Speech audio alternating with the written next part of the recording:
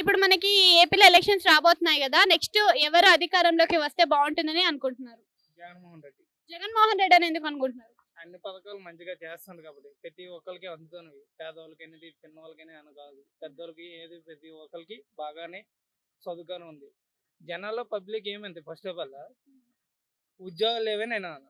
ఆయన ఉద్యోగాలు నెక్స్ట్ తరం వస్తే మళ్ళీ డెవలప్మెంట్ ఇంకా చేస్తారు, ఉద్యోగాలు కూడా ఇస్తాడు.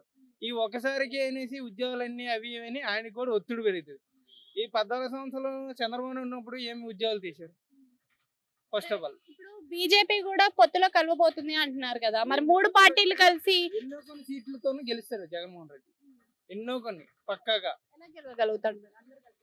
ఆయనకి ప్రజలు అండగా ఉన్నారు, ప్రజలు అండగా ఉన్నారు, గెలుస్తారు పక్కగా. ఓట్లు కూడా అలాగే వేస్తారు. ప్రతి ఒక్కరు కూడా సంక్షేమ పథకాలు తీసుకున్న వాళ్ళు ప్రతి ఒక్కరు కూడా వేస్తారు కూడా పక్కగా. అంటే షర్మిల గారు కూడా విమర్శిస్తున్నారు కదా. ఏం విమర్శించినా ఆమెకు సీట్ ఇవ్వలేదు కానీ ఆమె విమర్శిస్తారు. ఆమెకు సీటు ఏ మంత్రి పదవులు ఏదో సొంత పదవులు చెల్లె ఇస్తే విమర్శిస్తుంది కదా జగన్ అని. అవును. అప్పుడు ఆయనేమో జగన్మోహన్ రెడ్డి కూడా ఇప్పుడు ఇంట్లో ఉన్న వాళ్ళకి సీట్లు ఇస్తే బయట వాళ్ళకి సీట్లు ఇస్తే ఆయన విరోధం అవుతారు అనేసి ప్రజలకి గురించి మాట్లాడి కొందరికి ఏమో సీట్లు పెంచారు. పవన్ కళ్యాణ్ ఇప్పుడు మరి అభ్యర్థులను ప్రకటిస్తున్నాడు కదా, మరి అలా అభ్యర్థులు కరెక్ట్ గానే ఉన్నారు అనుకోవచ్చా? ఎమ్మెల్యే అభ్యర్థులు మరి ఏమో 60 నుంచి 70 వరకు సీట్లు ఇస్తానంటారు, చూడాలి మరి అంతవరకు. ఇంకా టీడీపీ ఆ రెండు పొత్తు కదా అది. మరి ఇప్పుడు జగన్ పరిపాలనలో మీకు నచ్చిన అంశం ఏంటి అసలు? అమ్మఒడి విద్య స్కూల్ తరపుని పిల్లల తరపుని బాగా ఆమెకి మంచిగా చేస్తాడు. ప్రతి ఇంగ్లీష్ క్లాసులు ఏది ప్రతి క్లాసు కూడా విద్యార్థులు ఫ్రెష్గా వెళ్ళి ఫ్రెష్గా వస్తాడు. ఫస్ట్ ఆఫ్ ఆల్ నీట్గా ఉన్నారు, వాళ్ళ మెయింటెనెన్స్ అన్ని విధాలుగా చూస్తాడు గవర్నమెంట్. మెయిన్ పిల్లలు హ్యాపీగా ఉన్నారు.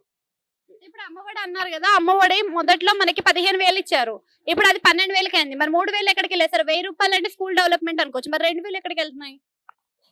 2000 ఎక్కడికి వెళ్తున్నాం అంటే గవర్నమెంట్ ఏ విధంగానే పెద్దలకి ఏ విధంగా సహకరించితే ఆయన కూడా తినీరు. గవర్నమెంట్ లోనే ప్రతి ఒక్కరు కూడా అని అనుకున్నానండి.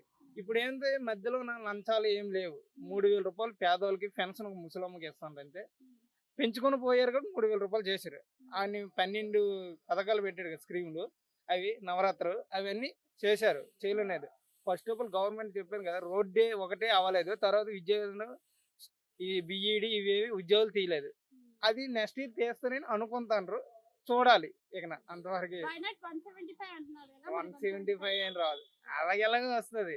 నేను అనుకుంటాను ఏదైనా అది రాదు, వస్తే గెలుస్తాడు. ఒక 115, 120 మధ్యన గెలిస్తే గెలచ్చు.